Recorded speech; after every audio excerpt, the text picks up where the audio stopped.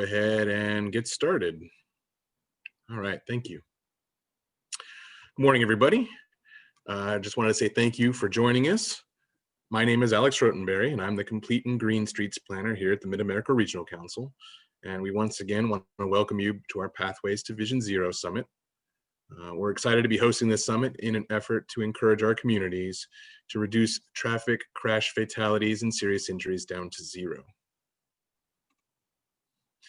I just want to take a quick moment to recognize our summit planning partners that are represented here on this slide. I just wanted to say a huge thank you for all those organizations that helped us kind of get to where we are now.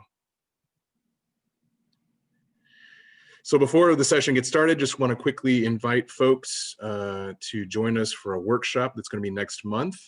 This is specifically for area jurisdictions and counties.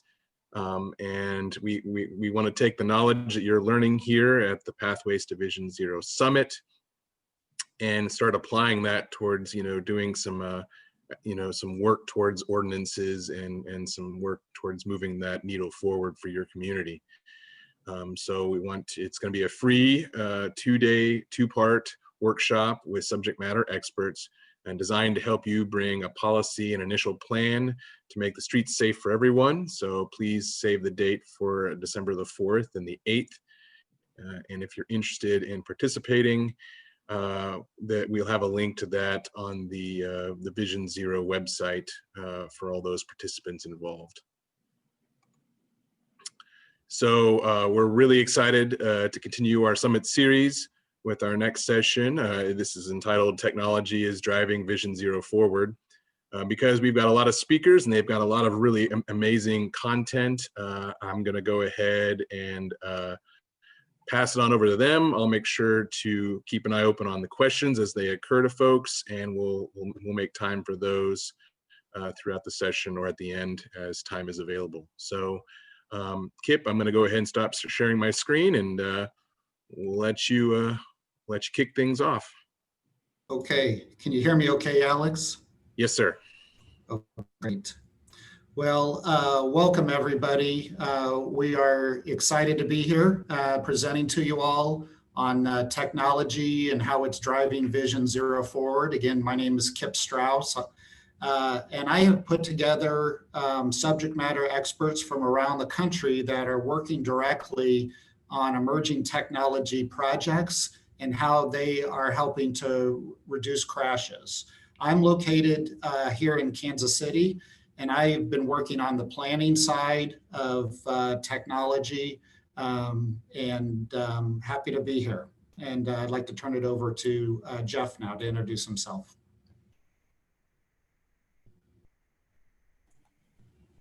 Good morning, everyone. Can someone acknowledge, can you hear me? Yep, we hear you. Okay, thank you. Hey, I'm happy to speak with you today about connected vehicles. We have a couple of slides that we're going to talk to. Am I going to do my slides now, or are we going to introduce everyone? I'm sorry. Just introduce yourself. Where are you from, Jeff, and what do you focus on? I am from New Jersey, and I am involved in a number of connected vehicle initiatives here in New Jersey for the Department of Transportation. Thank you. Ben? Morning, everyone. Ben Walker happily coming to you from Tampa, Florida, where we survived Hurricane and Tropical Storm Ada last night. So glad to have power and internet connection today. Been spending up most of my time on connected and automated vehicle, as well as electric and shared use policy implications to municipal governments and state DOTs as well, and helping transit agencies as early adopters of technology in its use towards Vision Zero. Great. And Loriana? Thanks, Skip. Hi, my name is Loriana Marciante, and I work for the National Emerging Mobility and Intelligent Transportation Systems team. I'm currently located in Bellevue, Washington, in the Seattle metropolitan region. And I mostly focus on strategic planning and deployment of emerging technology projects. Okay.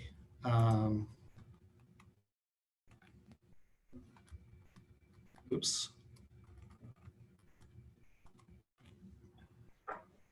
Hold on.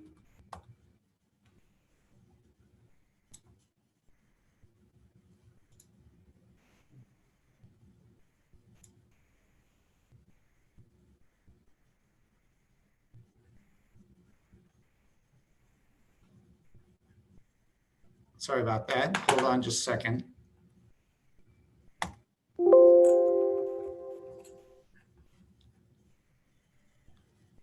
me start that over.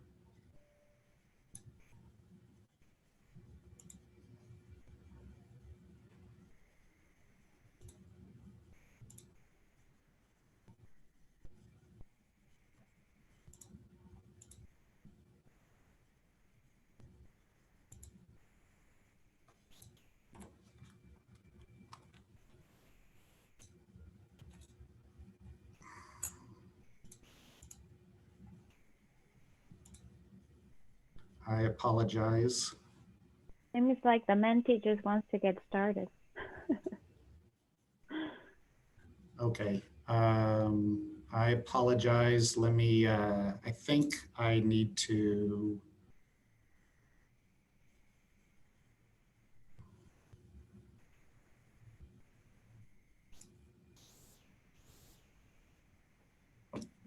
Close it down and open it back up.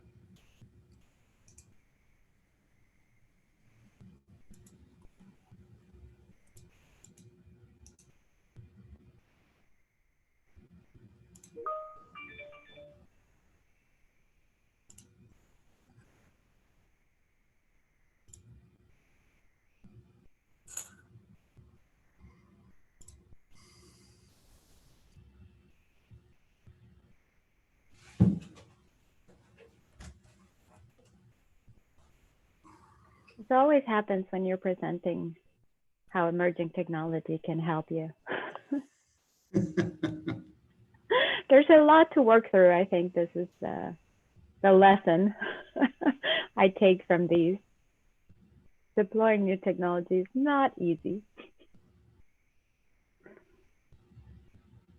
Whether it be WebEx, MS Teams, Zoom, we're all getting used to using new systems.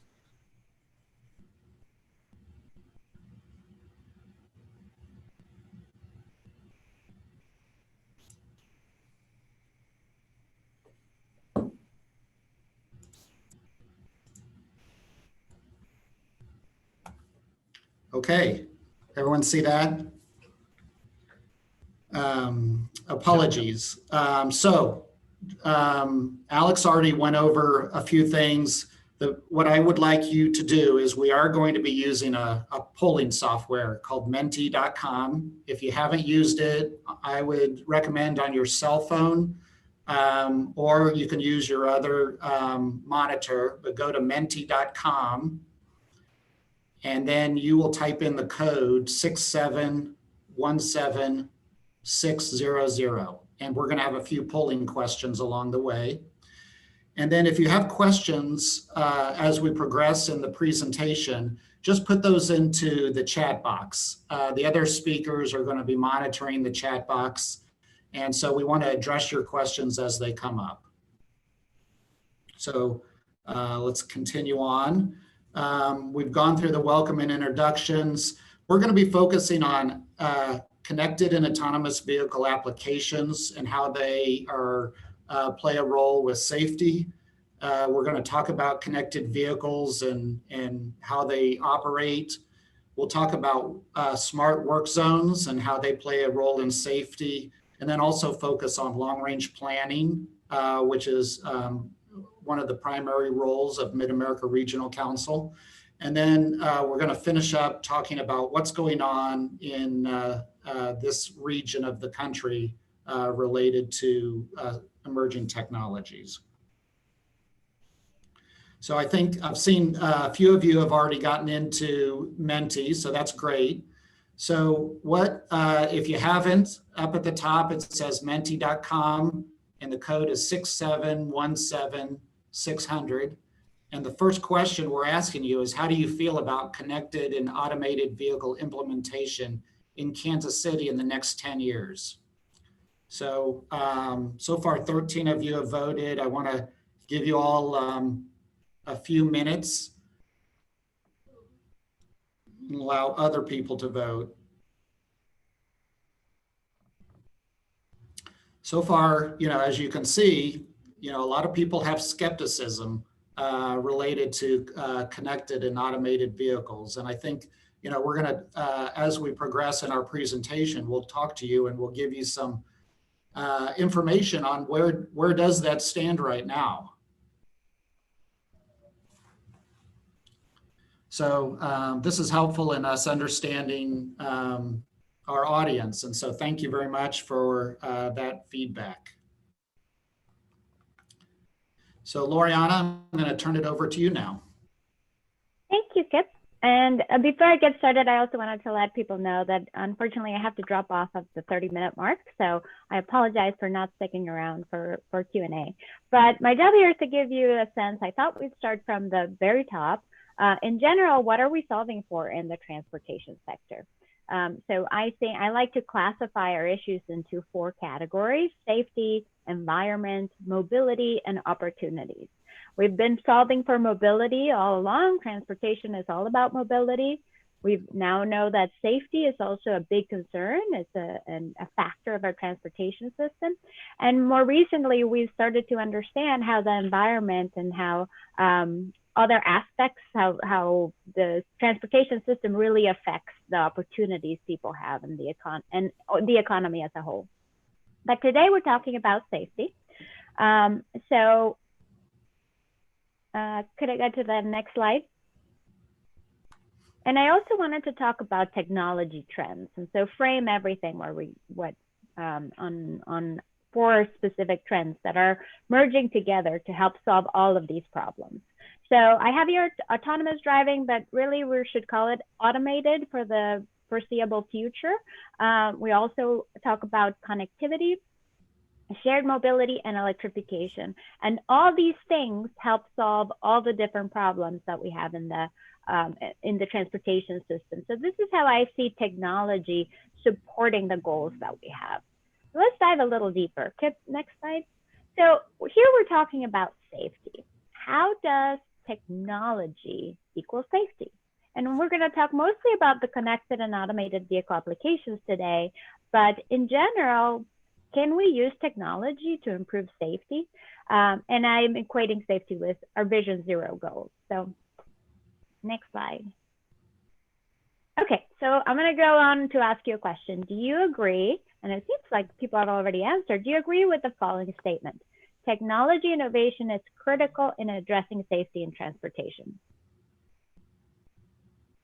Strongly agree. We got 12 people. Neutral. So far, we don't have anyone that disagree. Oh, disagreed. So,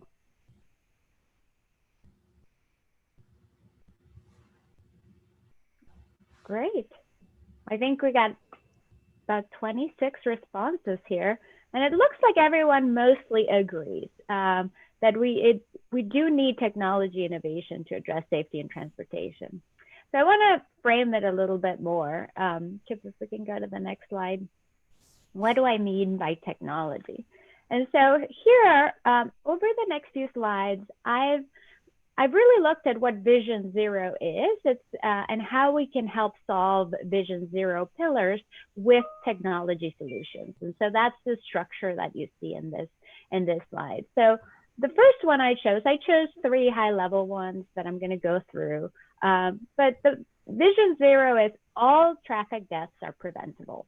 If that's our goal, how can we use technology solutions that we have today?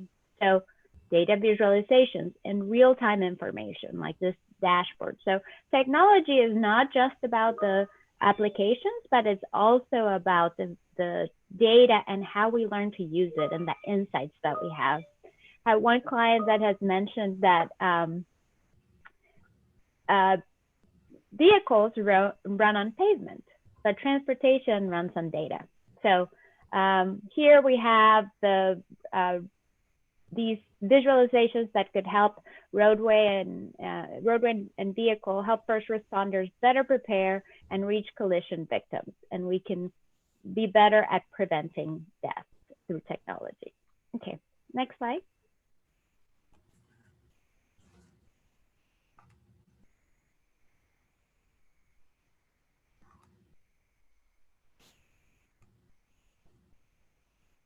Thank you.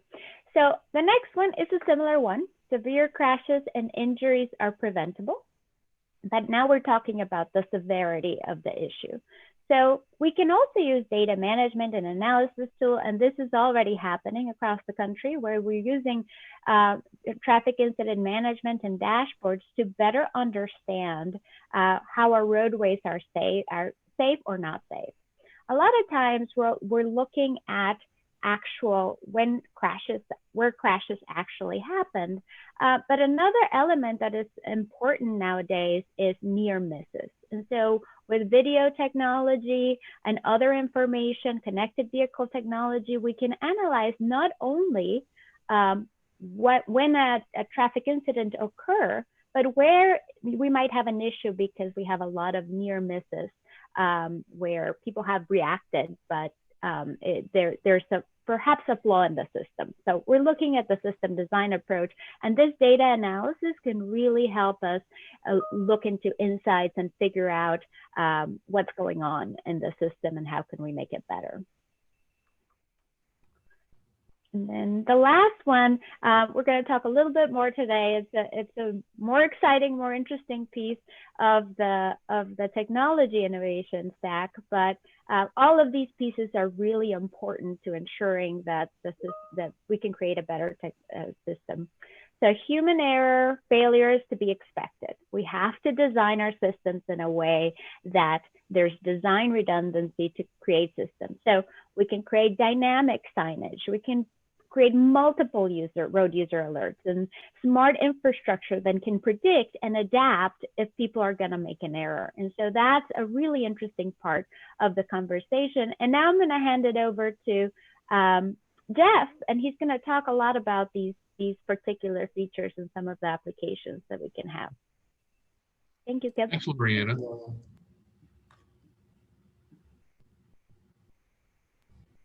Okay, when might I begin to see CV applications in my car? And next 3 to 5 years seems to be leading the race right now. Let's wait 30 seconds and see what others think about this question. Again, if you join late, if you go, it says up at the top of the slide, if you go to www.menti.com, and then you'll type in the code 6717600, then you'll be able to participate in the polling. So we have close to 24 have responded so far, and a little over half of them are thinking 3 to 5 years out. I'm going to suggest that some of it already exists today, but I do think I'm of the belief that 3 to 5 years out is probably where we're going to see a lot more. Can we see the next slide, Kip? We're going to start off with a video. We have 4 slides.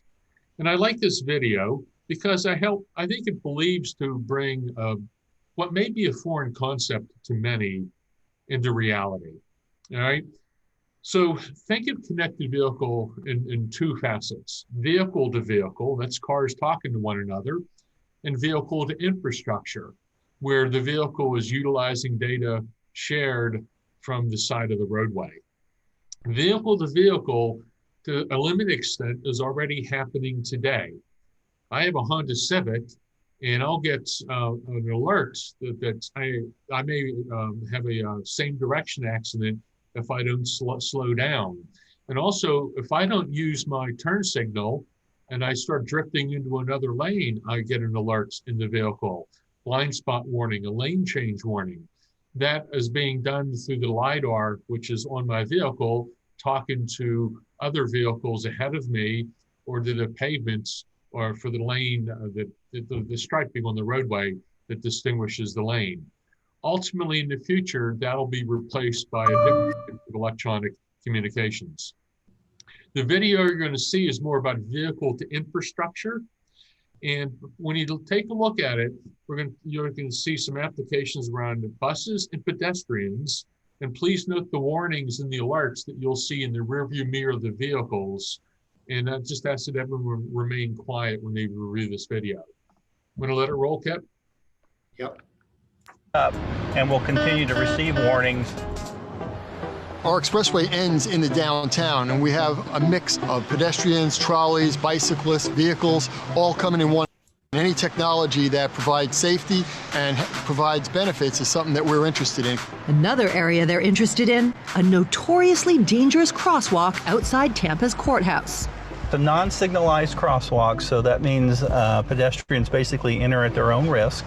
If a driver is distracted or a delivery truck is blocking their view, another roadside unit uses a laser scanner or LiDAR to look for possible collisions. LiDAR is a high-definition laser system that basically slices through the area it's looking at and can pick up very minute or very high-definition objects. So if the software determines you're going to potentially hit a pedestrian, then it will give an audible warning. Even pedestrians can use an app to be alerted to potential collisions. 10 city buses will be connected, as well as 10 historic streetcars. A lot of times people don't realize that these trolleys at 65,000 pounds can't stop on a dime, and they act like they're just normal cars. The traffic in and around the trolley is just horrendous. The volume of traffic and the noise. Systems specialist Bob Kwasinski has the job of integrating the leading-edge sensor system with this streetcar's antique electrical wiring. We're going to simulate a vehicle approaching from the left. The vehicle will turn on his turn signals, indicating he may be wanting to turn in.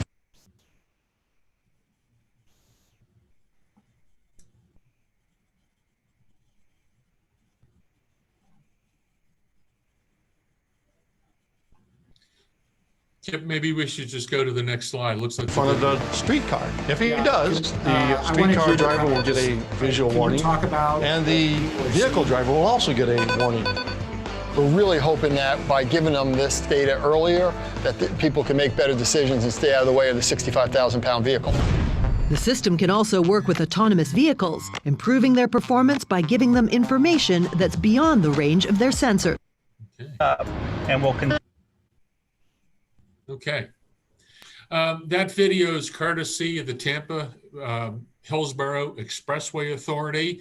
They have one of the 3 federally highway sponsored connected vehicle pilot demonstration projects, which are ongoing in the United States. So how does connected vehicle work? Well, vehicles, they all have a 360-degree awareness surrounding them.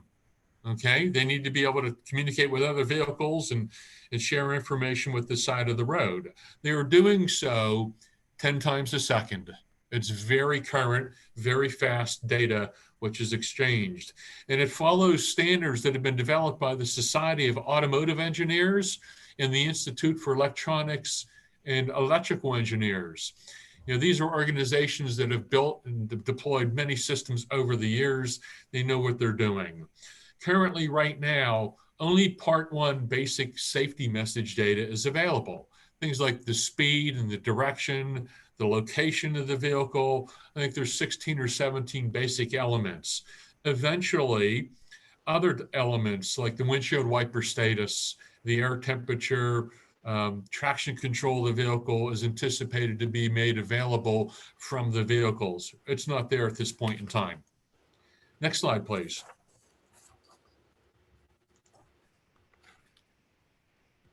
Okay. So how does connected vehicle applications apply to Vision Zero? Well, if we're looking to reduce accidents in urban areas, there are a couple suggestions. Here's a table that talks a little bit about user needs and some V2V applications. You just saw the video about vehicle turning right in front of the bus. That has the potential to reduce those type of accidents in urban areas. Forward collision warning. I talked about that briefly in the car that I have that I bought last year. Electronic emergency brake light warning. Eventually, it's anticipated you're going to see alerts when somebody who's 3, 4, or 5 vehicles ahead of me in that stream of traffic puts their brakes on with all the vehicles talking together. I'll get an alert to slow down. Blind spot warning and lane change warning. Again, when you want to move into an adjacent lane, a lot of times we have a blind spot. Someone's coming up behind us in that parallel lane that we don't see. And things like intersection movement assist, guidance to help the motorists travel through unsignalized intersections. So forward collision warning and EEBL will help prevent and reduce same direction accidents. Blind spot warning and lane change warning will help to prevent sideswipe type of accidents. And intersection movement assist will help to prevent right angle accidents and possibly left turn accidents, particularly at unsignalized intersections. Next slide, please.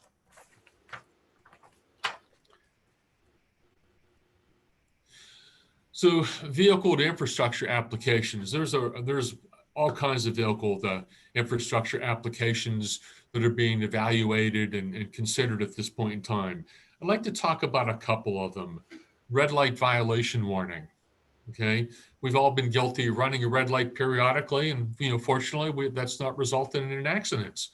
But eventually, because the vehicle will be getting information from the traffic signal controller itself, you're going to get an alert or a warning. Hey, Jeff, I need to slow down, or I'm going to run that red light at the traffic signal. That application is critical and could result in a reduction of right angle accidents at signalized intersections. Potential big safety improvement there. Mobile pedestrian signal systems, mobile or visually impaired pedestrian signal systems. We saw in the video at an unsignalized crosswalk in Tampa, they are testing and evaluating pedestrian safety with connected vehicle. You can also do it at signalized intersections. A typical right angle 4-way traffic signal where you have crosswalks. If you were going to turn right or left at the intersection, you also have near side and far side crosswalks. You can put infrared cameras or LiDAR at those intersections to detect pedestrians in the incident and get an alert to the driver to reduce pedestrian accidents. So in arterials and in signalized locations in urban arterials and downtowns, you should see a significant reduction in pedestrian accidents. Transit signal priority could also be facilitated through connected vehicle. That's not necessarily safety improvement, but it's a mobility improvement. And those things are being evaluated at a couple of CV pilots in the United States. The next slide, please. I think this is the last slide here. A couple of things here. There are 3 major significant pilot deployment projects that are being evaluated in the United States. New York City is the largest. The goal of the connected vehicle pilot in New York City was to advance Mayor de Blasio's Vision Zero policy, reduction in accidents, whether vehicular accidents or motorist accidents. And there's a number of applications that are being deployed and evaluated to achieve that. At this point in time, the evaluation is not anticipated to commence until early 2021. COVID has slowed down the deployment and as such the collection of the data, but it is coming, and that's supposed to start in early 2021. In Tampa, they're in the process of collecting the data to do the evaluation. They're similarly doing that in Wyoming on Interstate 80, which is a rural environment where they're looking to facilitate truck safety. The ATC MTD program, which is part of the FHWA of federal legislation, the FAST Act legislation, does make $60 million available for the deployment of technology. This coming year will be the final year where they'll be accepting grant applications and connected vehicle deployment is eligible. The Smart City Challenge resulted in a major project in Columbus, Ohio that took a look at a lot of things, including connected vehicle. They're deploying up to 300 or 400 vehicles in Columbus with a series of applications to advance connected vehicle. Last of all, the AASHTO SPAT Challenge. That's been deployed in over 20 states. It's about 250 traffic signals where they're able to broadcast signal, phase, and timing to vehicles for their eventual processing to help facilitate things like red light violation warning and so forth. There's a lot that's happening here. The groundwork has been laid, and I hope that this presentation allows the folks in the Kansas City area to really sink their teeth into connected vehicle and how that can be applied to advance your Vision Zero policy. Thank you for your time. Thanks, Jeff.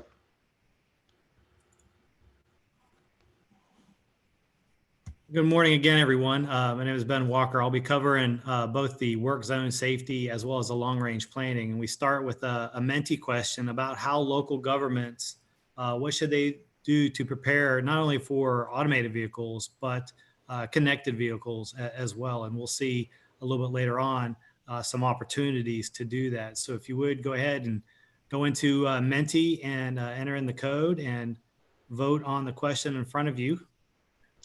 If anyone says it ended the Menti, you just hit the refresh button in your browser or on your phone, the little circular arrow.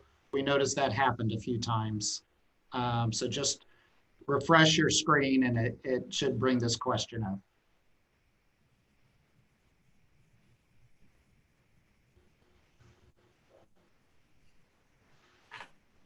Give everybody just a little extra time to hit that refresh.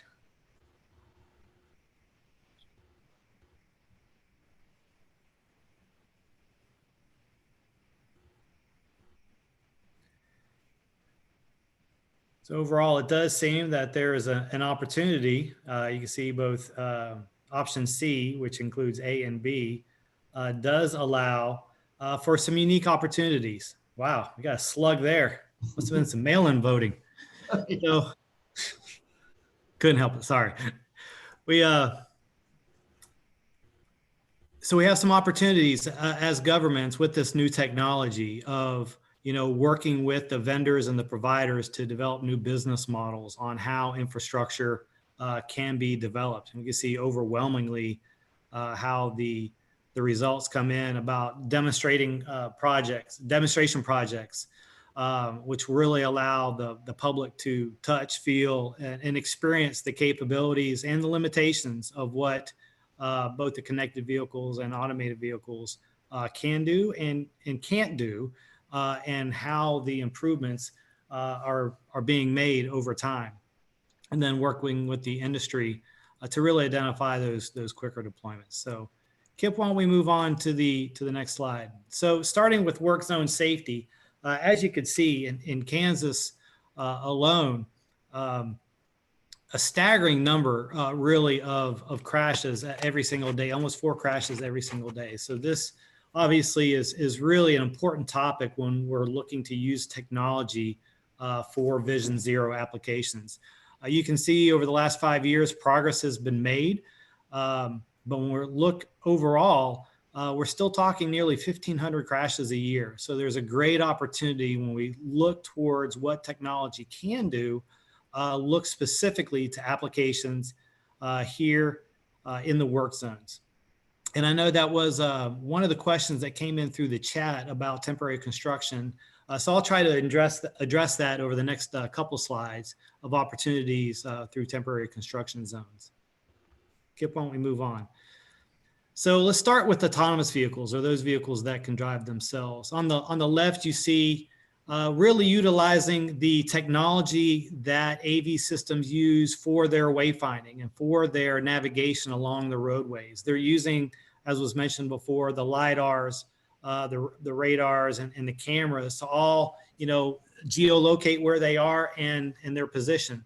So why can't we set up infrastructure as well in the work zones to really signify and identify what that information is, because they are temporary and or very unique situations. So, embedding things like QR codes that can be read by the different cameras and systems on AVs already to indicate work zone. And that might, indicate for that vehicle to either to take a different route or to slow down and drive more cautiously through the work zone. And it's not just on the equipment itself, the barrels or the signs, but maybe even the wearables. So the construction worker vests or hard hats would contain these codes as well. So we can stop construction workers from being hit. Then on the right, you have autonomous attenuator trucks. And personally, if there's one job description I would never want to have is a driver of an attenuator truck. And their job is basically wait to get hit by a vehicle. And if they've done that, they've done their job because they've protected the construction workers on that job site, but it's not something that you necessarily want to look forward to. So how can we make these attenuator trucks that are a part of work zones driverless? Taking that driver, taking that potential injury out of the equation and still providing a very safe work zone for employees. So these are just a couple of opportunities from the autonomous vehicle side that can be employed in work zones, whether they be maintenance, new construction, or temporary repairs. Kip, let's move on. So the next, we'll move on to connected vehicles and work zones. And everybody's familiar with the zipper that typically happens as you lose a lane of traffic. So a couple different opportunities to help drive down accidents. And we see some dangerous behavior approaching work zones and not just within the work zones themselves, where we have people, straddling two lanes to prevent people from utilizing a lane, or people actually driving on the shoulder to get around because they see that gap and want to merge in late. But providing some advanced warning and using sensors upstream of the work zones to let people know what is approaching and how they should approach maneuvering through the work zone not only increases the capacity of the road because you're utilizing all the lanes longer, but also prevents or provides a safer work environment as people would slow down and take precautions and not drive impatiently or erratically. And it's using these sensors to detect what the current speed is on the individual lanes approaching the work zone, and adjusting that in real time is going to help drive work zone safety towards that Vision Zero aspect. As Jeff mentioned earlier, you have a couple of different opportunities also with connected vehicles, either vehicle to vehicle as demonstrated here, or vehicle to infrastructure. So vehicle to vehicle, as a vehicle is passing the work zone, they've identified, they recognize the sign, and they're communicating either to vehicles upstream or downstream of them of what the situation is. So other vehicles are aware that they're either approaching a work zone or need to be aware that a work zone is near and that some different lane shifts might be necessary, and to be on alert. And those notifications, as was seen in the video, can either be done in the rearview mirror or on new embedded dash displays. And we're seeing that in different vehicles as well. All this really boils down to is providing more information earlier in the process so people can make informed decisions moving forward. Next slide, Kip.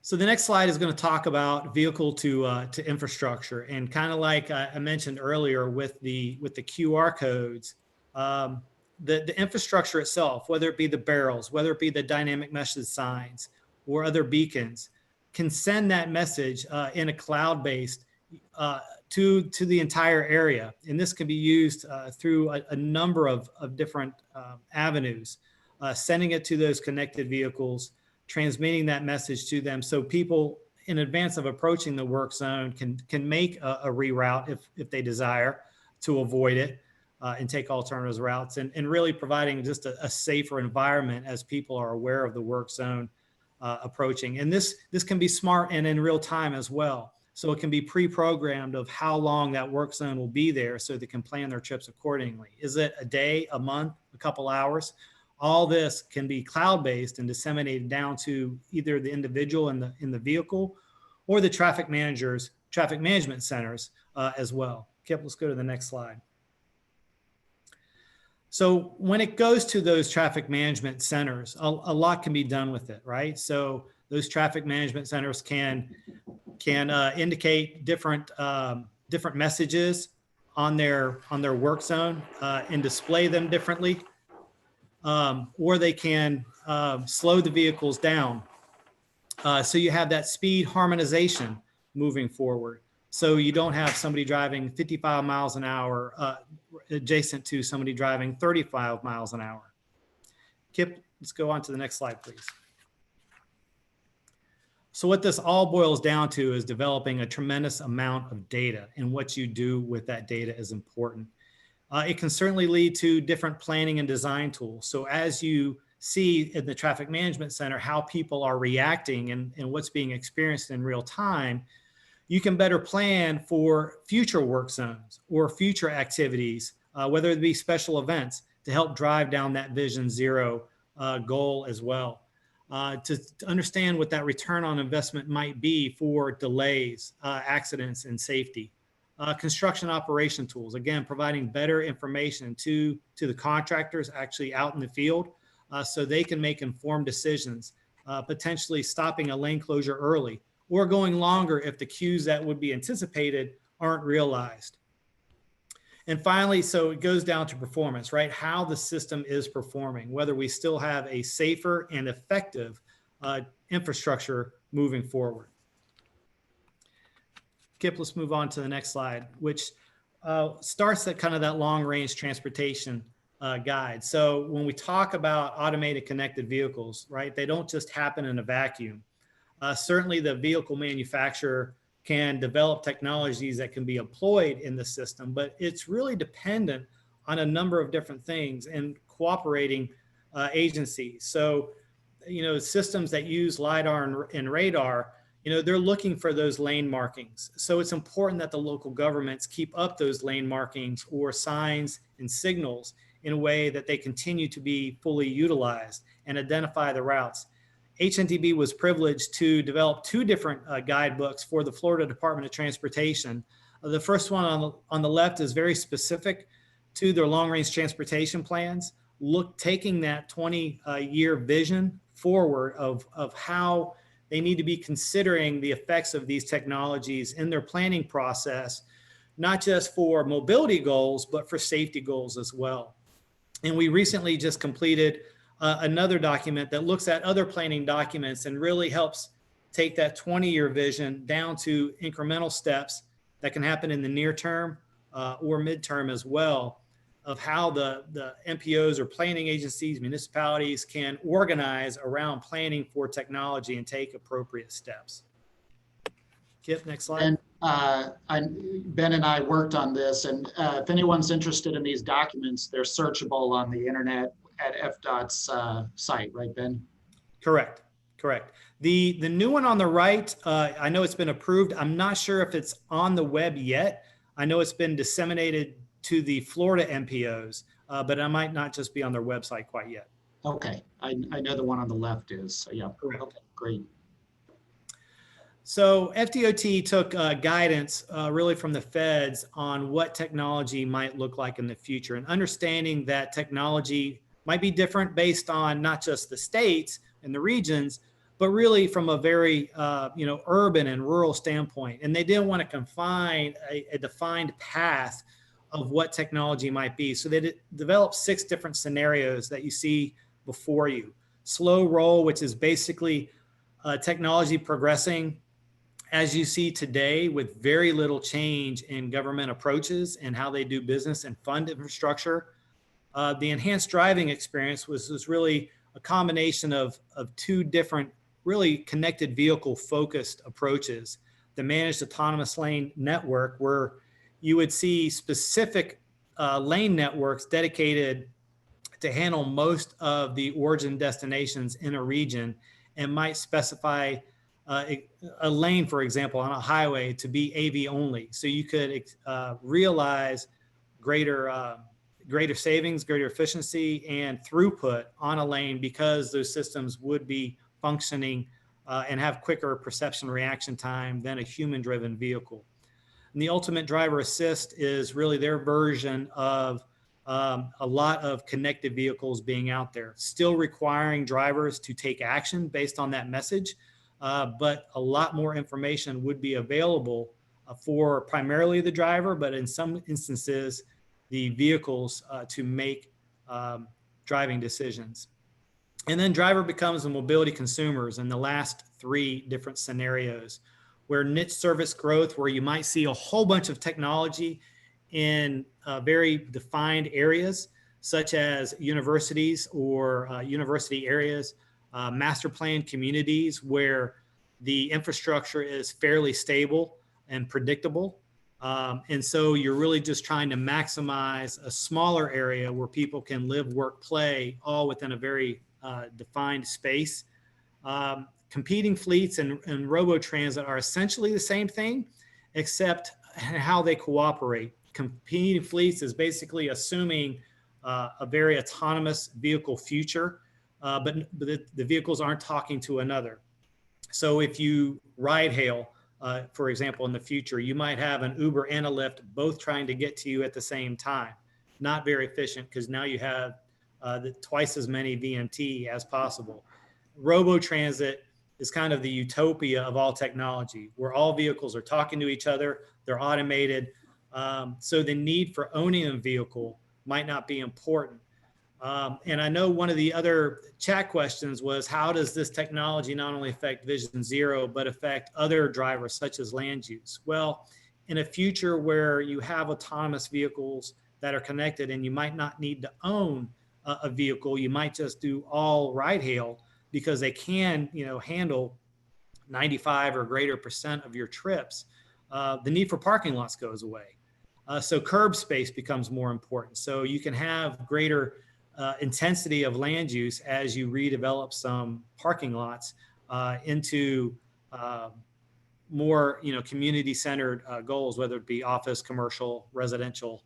But you really need to design differently, because you have to handle your curb space differently, because you do have so much of an increase of pickup drop-off locations. So a couple of the findings in the long-range transportation plan that I'll highlight, and I know we're running short on time. As was mentioned, you could provide greater service, but you don't want to over-rely on the different technologies. So it's going to be important that you understand the risks, that as more information becomes available to the driver to make decisions, does that just increase distracted driving? So how can we balance providing information with distracted driving as well? And MPOs and local governments are really have a unique opportunity to help the education component of that and help with that distracted driving message and balancing the opportunities with connected vehicles to that message. Next slide, Kip. So data is going to be important, especially as we go to more connected vehicles, as I mentioned. Who uses the data, how it's stored, how it's collected, how long it's available, and who has access to it is going to be important. So understanding those data decisions is going to be important, because certainly as that work zone information comes out, crash information comes out in real time, we want to make sure that it doesn't become hacked. So it needs to be very reliable data, as well as just data that can be used for better transportation planning. So understanding the value of that data and who has access to it, and making appropriate organizational structure for that is going to be important. Next slide. There's a lot of fiscal planning associated with it as well. As was mentioned, we talk about automated vehicles, connected vehicles, but what you've probably also noticed is that most of these are going to be electric as well. So a lot of communities that are very dependent on the gas tax for their infrastructure improvements might be seeing dwindling tax revenues, not just with better combustion engines, but more preponderance of electric vehicles as well. So how does this affect their maintenance and operation plans? Can they, make those appropriate steps to put that smart technology on their signal systems for a safer environment is going to be critical. So advanced planning of how these technologies affect your bottom line is important also. Next slide, Kip. Urban planning. So we touched a little bit about how transit can be impacted. You know, as driving becomes less stressful because you might not be doing the driving, does the opportunity for transit become lessened? So how can transit still serve in a very autonomous future? Transit typically is one of the early adopters of technology. You see a lot of pedestrian warning systems in transit vehicles now because everybody approaching a transit vehicle is a pedestrian. So becoming better aware of their surroundings is going to be important for the transit systems as they also have a Vision Zero goal also. You also see transit buses and systems going more towards electric and alternative fuels as well. Again, potentially affecting bottom line. Go ahead, Kip. And so these do have trickle-down effects. Thinking of the long use or long-term implications of technology on land use, on parking, has that secondary impact on Vision Zero safety. So you don't have Ubers and Lyfts stopping on a through lane to pick up people, that they have a safe area to pick up, that we're not causing undue congestion in those downtown areas where they might be more prevalent, and creating a safe environment as people change their travel patterns, especially when they use more micromobility and the scooters and the e-bikes, etc. So taking this whole ecosystem and environment into account is going to be important to utilize technology for that long-term future moving forward. Go ahead, next slide, Kip. It's going to affect your prioritization where you might need to impact more on operating and maintenance because if you want to encourage these types of systems, you might want to spend more effort on your signing and signal and lane marking as they rely on them greatly. Next slide. Ben, I remember this report also had a whole section on what are those quantifiable benefits of some of those connected vehicle technologies, like what is the crash reduction of lane keeping assist and so on. So I thought that was helpful in the report also. Absolutely correct. And these technologies, as Loriana mentioned, can also help identify near misses, something that doesn't show up on the crash report. And if you understand where those near misses occur, you can get ahead of the game and make those improvements in areas that might not show up on a stat sheet because there hasn't been a crash there yet, but there's a number of near misses. And then finally, a number of really interesting findings in this last report. I know I'm running short on time, so you can see the sub-bullets there on safety and security, maintenance, mobility, your economic competitiveness of the community, on how you can encourage these types of systems in your community so your community doesn't get left behind with technology, and greater increase that digital divide, not just between communities, but demographics between your communities. Thinking ahead of time on how this technology affects all the different demographics in your area is important, so we don't have a greater digital divide that way as well. Kip, that wraps mine up. I'll turn it over to you.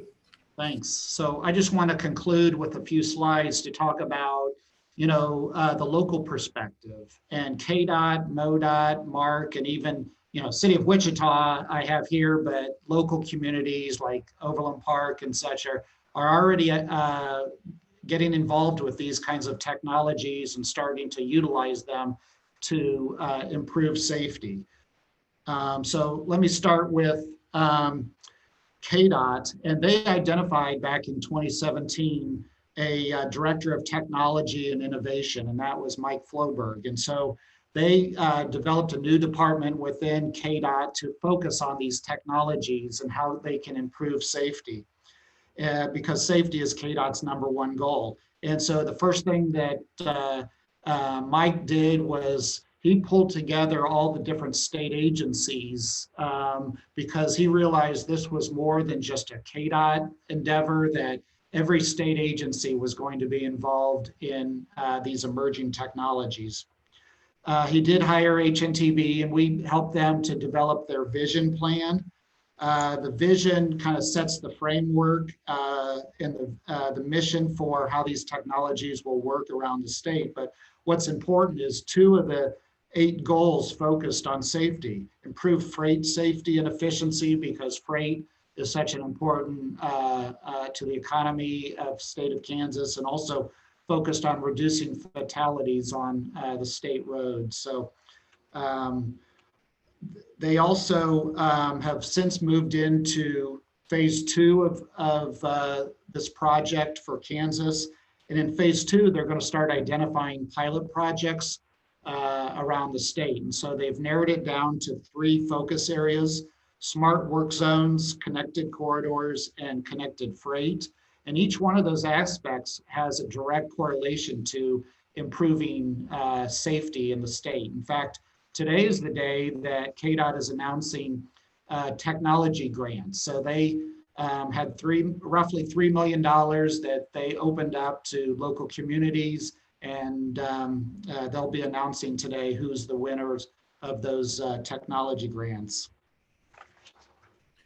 Kip just wanted to jump in really quickly and say you got about 4 minutes until we're supposed to wrap up. Yep. So I did want to say that MoDOT is also focused on on safety aspects. They've incorporated it into their long-range plan. Increasing roadway safety is one of their core missions, and they see a benefit to technology helping out with that aspect also. Mid-America Regional Council has been focused on how autonomous and connected vehicles can help. And I know Amanda's going to be talking, Amanda Greer is going to be talking about this in a later session, so that's great.